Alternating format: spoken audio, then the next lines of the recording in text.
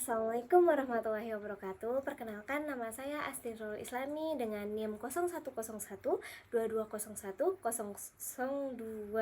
Nah, saya mahasiswa semester 7B Manajemen Pendidikan dari Prodi Pendidikan Agama Islam Universitas Dr. K.H.E.Z. Mutakin. Nah, video ini saya buat untuk memenuhi tugas ujian tengah semester pada mata kuliah Supervisi dan Penjaminan Mutu Pendidikan, yang dimana dosen pengampunya adalah Bapak Dr. Manpan Derajat MAG. Nah, dalam video ini saya akan membahas beberapa pertanyaan yang berkaitan dengan konsep supervisi pendidikan. Oke, sekarang saya akan membahas pertanyaan yang pertama dulu, yang dimana saya akan membahas tentang perbedaan pengawasan atau kontrol dan supervisi pendidikan. Jadi menurut pemahaman saya, pengawasan dan supervisi ini sebenarnya sama-sama berfungsi untuk meningkatkan kualitas sekolah, tetapi pendekatan dan orientasinya berbeda jauh gitu. Jadi pengawasan atau kontrol ini lebih fokus memastikan bahwa semua kegiatan di sekolah sesuai dengan aturan formal seperti SOP sekolah, kemudian Permendikbud atau standar nasional pendidikan. Jadi pengawasan juga identik dengan proses menilai apakah guru mematuhi peraturan, misalnya kelengkapan administrasi, contohnya RPP, jurnal mengajar, atau presensi mengajar, dan ketercapaian target kurikulum. Jadi sifatnya itu otoritas dan hierarkis. Jadi jika ada penyimpangan, pengawas memberikan teguran atau tindakan korektif gitu. Bisa dibilang ini seperti inspektur dalam dunia pendidikan. Sementara kalau misalnya supervisi itu fokus pada pembinaan profesional guru. Jadi dengan tujuan meningkatkan kompetisi mengajar, kualitas interaksi dalam kelas, kemudian kreativitas pembelajaran dan perkembangan pedagogik. Jadi supervisi ini lebih bersifat konsultatif dan kolaboratif. Jadi supervisor ini berperan sebagai pendamping dan fasilitator, bukan hakim. Jadi guru diperlakukan sebagai mitra yang sama-sama ingin meningkatkan pengalaman belajar siswa. Supervisi juga menekankan refleksi sehingga guru sadar akan kekuatan dan area yang perlu ditingkatkan. Jadi pengawasan melihat apa yang salah dan harus diperbaiki sesuai aturan, sedangkan supervisi melihat apa yang bisa dikembangkan agar guru semakin profesional. Maka disimpulkan kontrol atau pengawasan atau kontrol ini adalah kepatuhan terhadap standar. Kalau supervisi itu peningkatan kualitas proses. Oke, selanjutnya saya akan menjawab pertanyaan nomor 2, yang dimana jika diminta memilih model supervisi pendidikan yang menurut saya efektif, saya akan memilih supervisi kolaboratif. Kenapa? Karena model ini menurut saya cocok dengan kondisi sekolah saat ini, karena menempatkan supervisor dan guru sebagai mitra sejajar. Jadi bukan supervisor yang merasa paling benar lalu menggurui, melainkan dua pihak yang saling bertukar pikiran untuk mencari solusi terbaik dalam pembelajaran.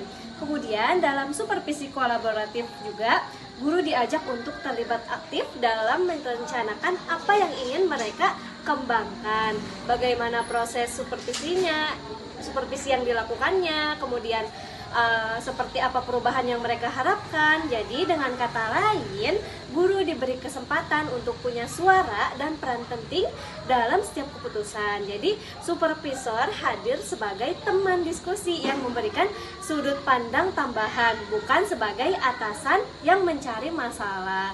Jadi menurut saya, kalau model ini diterapkan pada guru yang kurang percaya diri, hasilnya bisa sangat positif. Guru yang merasa minder biasanya takut disalahkan atau dibanding-bandingkan. Nah, dalam supervisi kolaboratif, mereka justru diberdayakan untuk menggunakan kendala secara jujur dan terbuka. Jadi, supervisor dapat membantu memberikan ide-ide yang baru, memberikan dukungan moral, dan mengapresiasi usaha guru walau kecil gitu, yang kadang tidak mereka sadari sebagai sebuah kemajuan. Misalnya, ada guru yang merasa tidak percaya diri karena siswanya sering pasif saat proses pembelajaran. Nah, dalam supervisi kolaboratif ini, supervisor dapat mengajak guru bersama-sama merancang kegiatan belajar yang lebih interaktif gitu. Jadi seperti metode think, pair, share contohnya, atau permainan edukatif. Jadi setelah mencoba di kelas, mereka akan berdiskusi kembali untuk melihat apa yang sudah berhasil dan apa yang masih butuh perbaikan. Jadi guru jadi tidak merasa sendirian menghadapi masalah tersebut. Jadi menurut saya keunggulan utama supervisi kolaboratif ini adalah memberikan rasa aman dan dihargai bagi guru. Jadi pendekatan ini membuat guru yakin bahwa mereka mampu berkembang karena ada dukungan tim, bukan tekanan. Jadi itu yang paling dibutuhkan oleh guru yang kurang percaya diri. Jadi bukan kritik keras, tapi kemitraan yang menguatkan. Oke, sekarang saya akan menjawab pertanyaan nomor 3. Jadi, menurut saya teknik supervisi yang paling efektif untuk meningkatkan mutu pembelajaran adalah observasi kelas. Jadi dengan observasi, supervisor bisa melihat secara langsung bagaimana guru mengelola pembelajaran, kemudian bagaimana respon siswa, dan apakah metode yang digunakan sesuai dengan tujuan pembelajaran ataukah tidak. Jadi, masukan yang diberikan bukan berdasarkan asumsi saja, tetapi sesuai fakta di lapangan. Contohnya misalnya pada pelajaran bahasa Indonesia.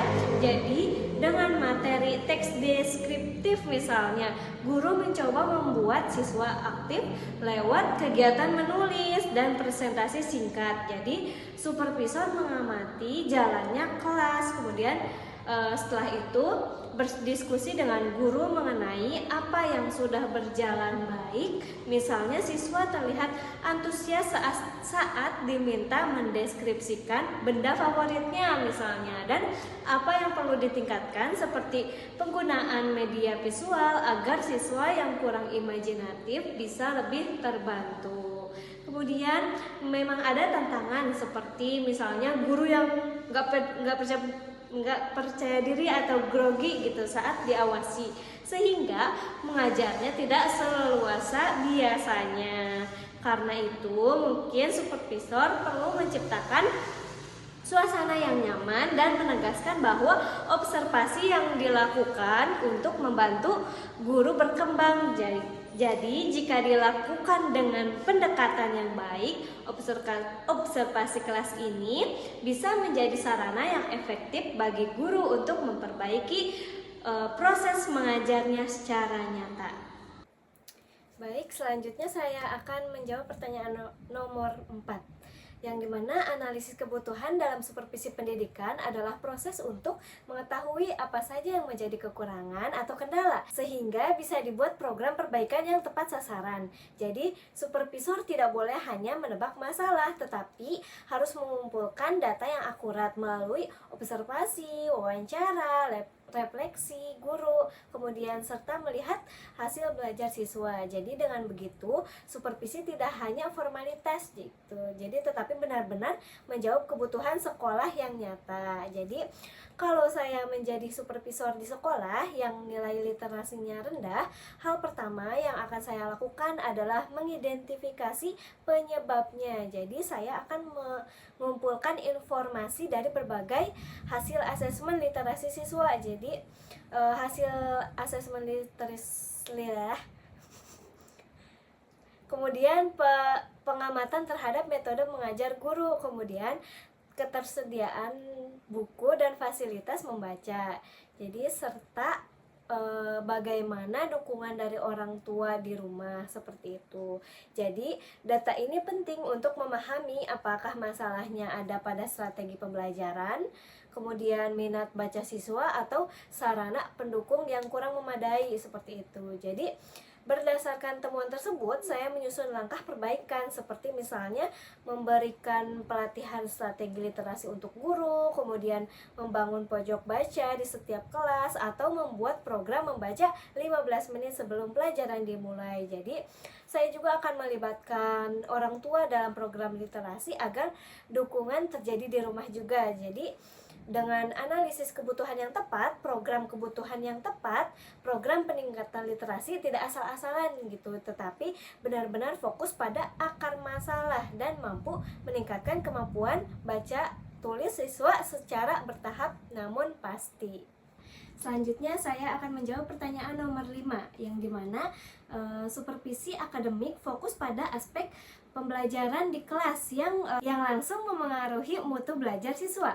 Misalnya, guru dibimbing untuk memperbaiki perencanaan pembelajaran, kemudian strategi mengajar, penggunaan media pembelajaran, pengelolaan kelas, dan teknik penilaian. Jadi tujuannya ini jelas untuk meningkatkan kualitas proses belajar mengajar, sehingga siswa lebih aktif dan hasil belajar meningkat. Jadi supervisi akademik menitik beratkan pada profesionalitas guru dan efektivitas metode pengajaran. Jadi, di sisi lain juga supervisi non-akademik berfokus pada aspek pendukung pendidikan yang tidak langsung berhubungan dengan pembelajaran, seperti manajemen sekolah, kemudian sarana prasarana, kemudian administrasi, kebersihan, keamanan, dan tata tertib siswa. Jadi, meski terlihat tidak langsung, aspek ini sangat menentukan kenyamanan dan kelancaran proses belajar. Jadi, tanpa dukungan non-akademik yang baik, kualitas pembelajaran yang hebat pun bisa terganggu karena lingkungan sekolahnya tidak kondusif. Contohnya, misalnya sebuah sekolah memiliki guru yang kreatif dan mampu mengajar dengan metode inovatif. Jadi, siswa terlihat aktif dan antusias di kelas, menunjukkan supervisi akademik sudah berjalan baik. Namun, ruang kelas misalnya panas, kemudian kursi dan mejanya banyak yang rusak, serta perpustakaan minim buku gitu. Jadi, akibatnya siswa itu mudah bosan dan sulit fokus. Nah, di sini terlihat bahwa supervisi non-akademik juga sangat penting gitu. Jadi, untuk meningkatkan mutu sekolah secara menyeluruh. Jadi, supervisi akademik dan non-akademik ini harus beriringan gitu, harus beriringan. Jadi, guru profesional tanpa dukungan fasilitas yang memadai tetap sulit menghasilkan pembelajaran yang optimal. Oke, selanjutnya saya akan menjawab pertanyaan nomor 6, yang dimana sekarang supervisi pendidikan itu tidak cuma harus tatap muka di sekolah. Jadi dengan platform seperti Google Classroom, kemudian Zoom atau LMS, jadi supervisor dan guru bisa tetap berinteraksi dari mana saja. Jadi guru bisa mengunggah RPP, video pembelajaran, atau hasil asesmen siswa, lalu mendapat feedback tanpa harus menunggu kunjungan fisik. Jadi lebih fleksibel gitu dan efisien, terutama kalau jadwal sekolah padat. Nah, selain itu, supervisi digital juga bikin semua data lebih terdokumentasi gitu dengan rapi. Jadi perkembangan guru dari waktu ke waktu bisa dipantau dengan mudah.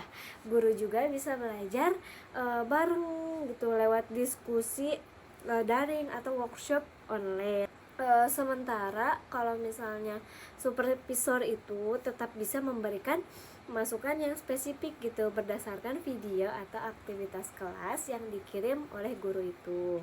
Dengan begitu, pembinaan guru tetap berkelanjutan meski tidak selalu bertemu langsung gitu, tetapi mungkin ada tantangannya juga. Pertama, misalnya literasi digital guru masih bervariasi, ada yang belum terbiasa pakai platform digital atau tidak punya perangkat memadai.